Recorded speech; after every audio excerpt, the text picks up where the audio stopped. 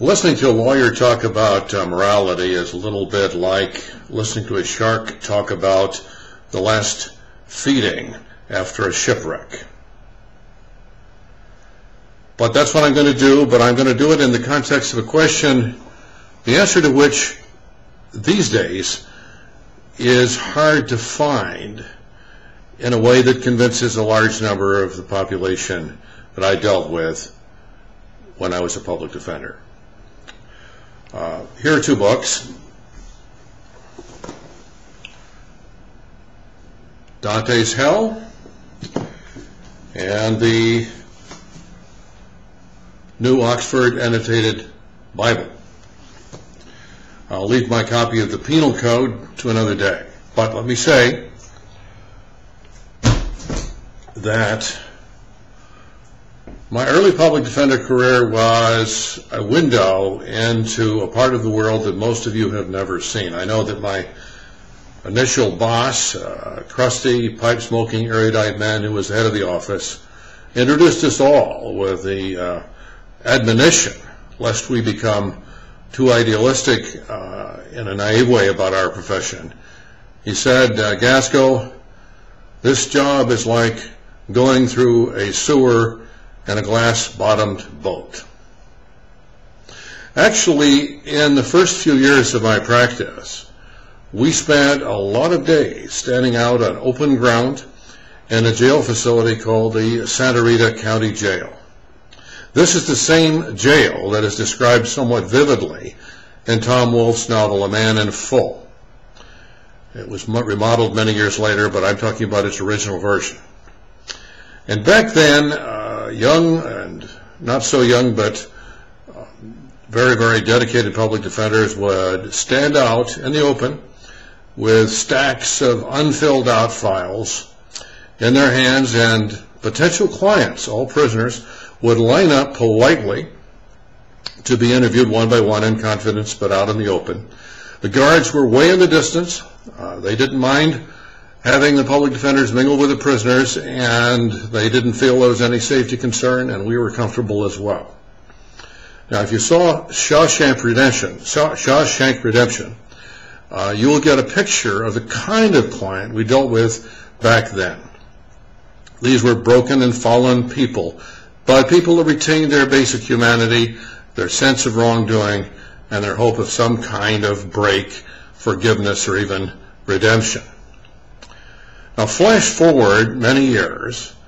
I'm now the head of the office, and many of my deputies and assistants are seeing those same prisoners in a different facility. But what had changed was this. It almost took a court order to get what we call a contact visit with a client, a face-to-face meeting in a room, because the nature of the culture and the nature of the criminal group itself had changed so dramatically that it was no longer safe to have an attorney-client conference without some protection close at hand. Now, as an observer of the human condition and as somebody who paid attention over these years, it became very apparent midstream that there was a major cultural change taking place. More and more of these defendants, these accused persons who had been accused of committing crimes, and most of them ultimately found responsible for those crimes, were almost unconnected with the moral order. You would have to go back 2 or 3 generations to find a family member who had darkened the walls of a church, who had walked in a synagogue or any other religious institution, or had transmitted to this young generation the fundamentals of the moral order, either by behavioral example or by exposition. So what we've witnessed in the last several decades is a gradual breakdown of that great transmission belt by which the moral wisdom of all humanity has failed to operate. We have new generations for whom moral behavior is a strategy. It's almost like one of those get ahead in business maxims where you are to get along and therefore at least appear to be a good person, which is vastly different than the kind of sense of moral order that used to be transmitted. And I'm also really intrigued by the medieval stories where some big hulking brute with a large sword and mayhem on his mind could be stopped cold in his tracks by a priest who merely mentions the possibility of a life in hell. Those days are gone, and the cultural transmission belt is broken. And so the question that many religious people and most secular people have is this: why should we give a damn about the state of the world after we're gone? Why should we be good for its own sake? Why should we cleave to the good and reject evil when it might be more convenient or advantageous not to? In other words, what is supporting the general moral order? Now, for an increasingly large piece of the intelligentsia, the answer is nothing but custom. Nothing but we all know, but we really don't all know.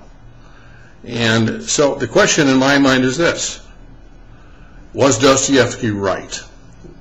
He has been paraphrased by Jean-Paul Sartre, the malevolent atheist in my point of view, but certainly the atheist, for having said, without God everything is permitted. Now that's actually a phrase from Vanya and the brothers Dostoevsky, and it wasn't quite that explicit or compact a statement, but that's the general gist of it, and in fact that's a fundamental truth. Without some source of the greater moral order, above and beyond whim, culture, preference, without a source of rules that has deeper authority and is binding on everyone, on the rulers and the ruled alike, the social order begins to decay. This then is a role currently played by religion in the social order and not played by any other comparable secular institution. Now we know that many people attend church for various reasons. They want a therapeutic community, they want opportunities for service, and many churches fail to understand the larger calling. They too have contributed to the breakdown in the moral order, because without some sense of ultimate accountability to the Creator, to some other entity or state of being outside of culture, outside of the transient fads of the moment, the moral order cannot be sustained. It could be called karma.